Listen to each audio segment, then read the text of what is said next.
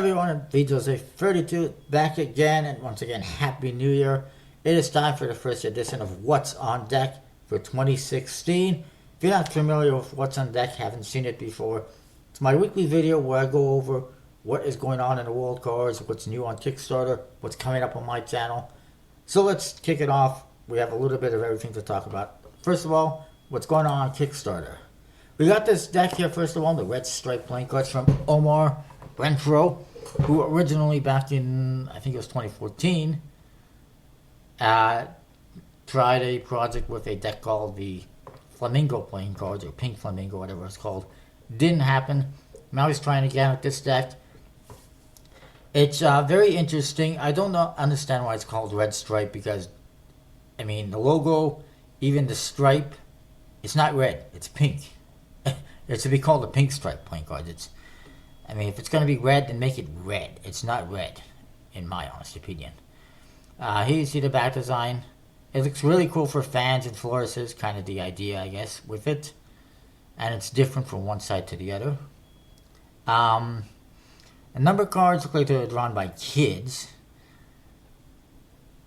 And then the court cards are pretty weird. I understand the whole, abstract interpretation of the court cards and everything. That's fine. But again, they just kind of look like they're drawn by kids.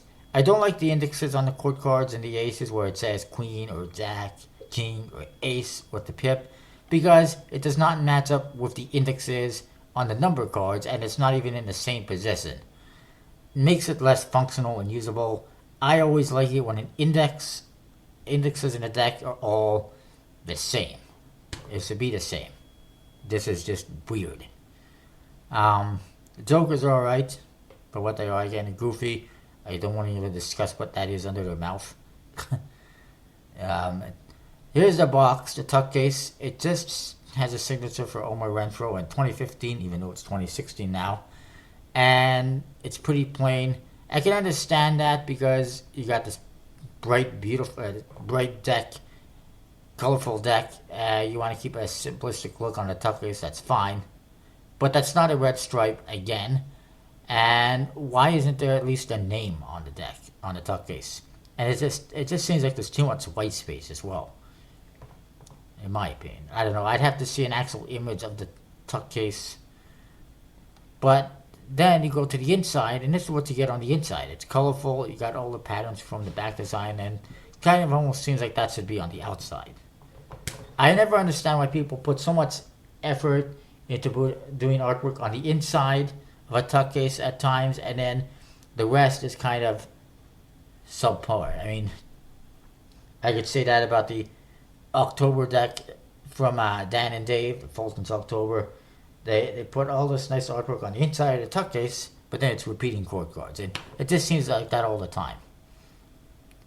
Put the effort all over the place, not just the inside, really. T-shirt, I'm not sure who the hell would want to wear that T-shirt. I mean, it reminds me of the 1990s. Tie-dye.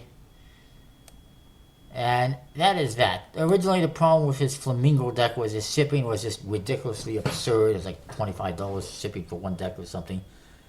Doesn't seem to be an issue with this one, however. It is only 13% funded, 25 days to go. Not a whole lot of people seem to be interested in this.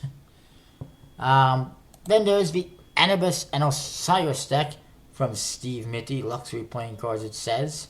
Actually, it says Luxury Goods on the tuck case. It is just about funded, 96% or so, with 40 days to go. Seems like it's a bit of a long project, but it is what it is. Two decks, black one and a blue one, Anubis and Osiris. Originally, he was going to call these the Scarabs, but somebody else swiped that name before he can get his project out, and it is what it is. But this is just as well. This is fine. It looks really nice. I like them just like all his other decks. A lot of effort into the artwork. And I look forward to reviewing them one day in the future. And he's got, of course, t-shirts and coins and uncuts available as well. I'll just close these ones. Next deck to talk about is the Alice playing cards from Mary somebody. I don't know why people always just use one name. I mean, if you're that embarrassed to use your full name, then come up with some company name or something. Don't just put one name. It just seems weird. But anyways, it kind of fits with with the name of the deck though. Alice by Mary. It's 1% funded. 30 days to go. I do not see it happening at this rate. Actually, it might be a little bit more than 1% funded now, since I actually wrote that down, because it looks like it's gotten another backer or two. 5 backers and $36 US. Wow, that's $5 each. That is pretty pathetic. Not a big fan of the back design with these massive weird borders and a one-way back. That's what it is, as you can see right there. And then I'm not a huge fan of the faces. I like the artwork for the most part, but the index is way too far into the middle of the cards, makes it unusable in my opinion. Whether you're holding the cards in your hand in a fan while playing cards, or trying to do a poker peek or whatever, it's not going to be usable. It's not just a one-way back with the weird borders. Its indexes being practically in the middle of the card, unnecessary extra borders on the faces, and just all sorts of issues. And the artwork is fine. If you want to buy, a fancy deck for art, that's great. Go ahead. There is no mention of who's producing it, or what kind of stock and finish. Apparently, the tuck case opens kind of weirdly. Not even from the side; it's from like the face of the tuck case. It just opens up. I've never seen that before. The only other thing I can think is possible copyright issues, but that really depends on who's producing it. Next up, from Jeff, again another one-name person. This is through Home Run Games. It is the stainless steel, brass, and carbon fiber cards. Feels like deja vu with this one, because we've seen these types of decks before from them. It is currently 23% funded, 19 days to go. They're looking for a massive $56,000. That's more than $40,000 still away with 19 days to go. Yeah, that's a couple $1,000 a day. I don't see it happening, but we'll see. There is a mini brass deck. There is a stainless steel deck, and then there's a carbon fiber deck. They are all very pricey. I mean, $55 for a mini deck is quite expensive. It's expensive for any deck, really. I see they're also still trying to finish selling their bicycle stainless and copper paper decks, which you can get for $30 for a set. And then there are other decks, as you can see, $85, $90 for a carbon fiber deck. They're pricey, but that's what you kind of get with stainless steel and fiber playing cards. So it is what it is. But the artwork, I mean, it's fairly standard. Next up, Gametasia. It's 1% funded, 28 days to go. You can play poker and chess with 65 fantasy cards. I just don't understand why you would want to. I mean, you can see it's pretty weird. There's all sorts of stuff going on in the faces. I don't understand why they need all the stuff on the bottom, like scoring points or whatever. It's just a lot of stuff going on, a lot of words, names, symbols, numbers, stuff at the borders, indexes. It's all over the place. I do like this index on the court cards where they've turned the J into a crown. I'd like to see how they do that with the queen and the king. I think that's pretty unique. That's about the only thing I really like. The artwork is fine. The back design, and you can just see right here, there's just way too much going on the faces. I don't think anyone would want to play poker or chess with these decks. Backs, one-way back design. It's not bad, but it is a one-way back design. It looks like there's serpents and dragons and giraffes in the border, whatever. It is what it is. I don't think it's going to happen, though. Moving on. This is coming sometime soon to Kickstarter. Apparently it's been approved. It is the Diamondback playing cards. Bicycle Diamondback with a pretty low goal, if I recall. A goal of $4,500 Canadian. $4,500 Canadian for a USBC bicycle deck. That's like $2,500 US, $3,000 US at best. That is nowhere near enough for a bicycle deck of cards. Unless they're producing them limited amount via that other website. I forget the name, which I don't know. It could happen. I mean, it's a standard faces, so why not? But it wouldn't be bicycle branded. Well, it wouldn't have a custom tuck case anyway. I don't know. Um, this seems like it's a really low amount, especially considering how low the Canadian dollar is. And it's not that great. At least it's improved. Before you had a picture that was really like off centered on the back design. But I mean, it doesn't even say a name on the front of the tuck case. The video is of him doing floor scene with a completely different deck of cards that was from a failed Indiegogo attempt. The other weird thing is this: you look at the comments on the project.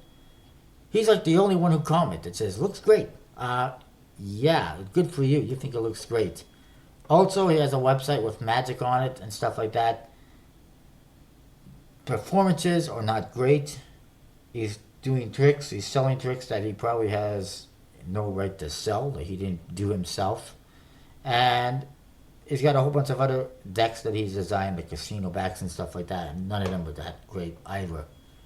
So we'll move along from that to something better. Actual diamond playing cards. This is coming soon from Sisu Playing Cards. January 9th, 12 p.m. Eastern. Very nice. I do think the black deck should have the diamonds logo on it, but that's just me. But still really cool. Definitely look forward to checking them out. That is January 9th, 12 p.m. Eastern Time. Also coming, Pitman Playing Cards. January 12th, 2 p.m. Eastern. I will have a review in the coming week or so. It is the Black Edition, Pitman Black Edition, and there's also a Red Edition, probably a stretch goal. Pretty cool. Cards, as you can see, a transformation type deck, which I am a fan of.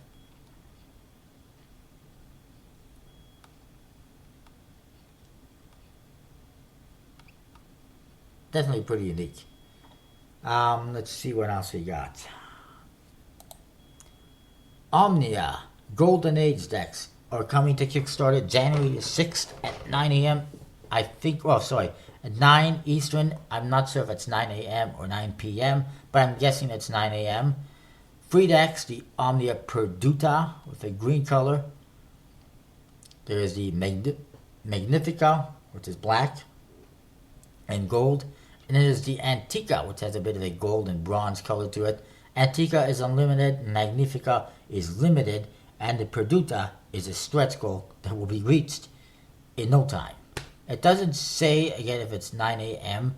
or p.m., but I'm guessing since it's at 1500 hours in Milan, it would be 9 a.m. So that's what I'm going to go with.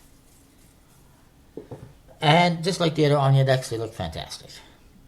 Moving along, there was supposed to be another Black Lions deck released from David Blaine on it said Christmas on his Instagram. That did not happen. Would not be the first time that has happened.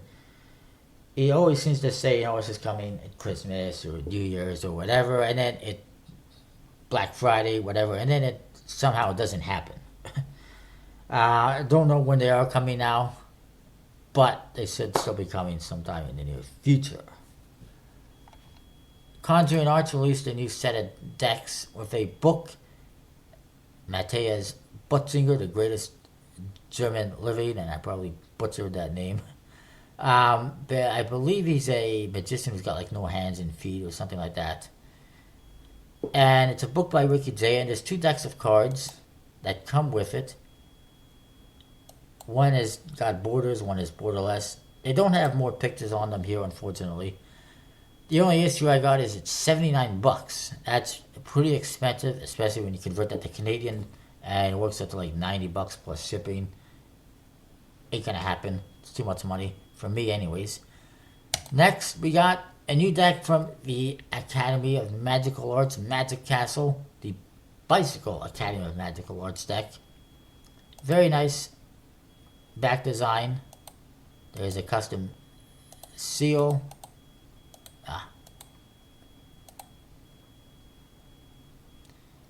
And there's the Ace of Spades, pretty ornate, pretty cool. They're available at the MagicCastle.com website. Unfortunately, they don't ship outside the U.S., so you kind of have to wait for somebody else to sell them. And I'm sure others will be selling them. Or you can find somebody to get them for you. Don't ask me, I can't get them myself. Anyways, top of that, white tally holes still coming soon from Penguin Magic. There was some kind of an issue with the tuck cases and they're being reproduced, but they are expected this month or next month. Yeah, if you search on their website, you'll see them, but they're showing as being discontinued. Then there's this deck, the Oni playing cards, coming January 9th at 12 p.m. Eastern to Kickstarter from Dave Boyd and his company.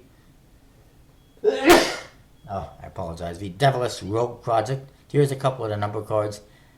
Looks like custom suits, and that is a custom. That is a no-no for me. I'm not a big fan of that.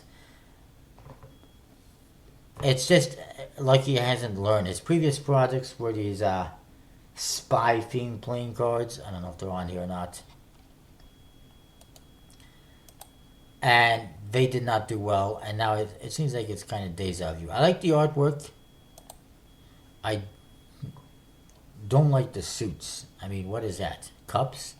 I guess you could be going with a European-style suit, but that's going to be less than attractive for a lot of other backers. This is what he had before on Kickstarter. Gag order and whatnot, playing cards. They tried that a few times with no success, and it was a shame, but it is what it is. The artwork was okay, as you can see here, but wasn't spectacular. And then there's one more to tell you about. This is coming soon as well. I'm not sure when it's coming, if it's going to be Kickstarter or what, but it is the Ardent playing cards. Ardent. And here's a look at the back design, hopefully. And this is coming from one of my friends, Alex Naham. I don't even know if that's pronounced properly. Probably not. I apologize. But it looks very nice, and hopefully I will get a deck to review in the near future. And what is coming up this week on my channel for reviews? Well, the Party Poker deck was supposed to happen, but I released it a couple of days ago, inadvertently, yesterday, whatever it was. It was supposed to have been the Delta deck, which I also put up anyway. But coming to my channel this week, a lot of bicycle decks. The Bicycle Peanuts, the Bicycle Sex Pistols. It's not R-rated, don't worry, or X-rated. The Bicycle Steampunk Beginnings. Spoon deck from Spoon the Band. The Glass Backs. And also the Brybelly Elite Medusa backs, which is more just a standard deck. So that is that. That is what's going on. Check out next week again for more What's on Deck.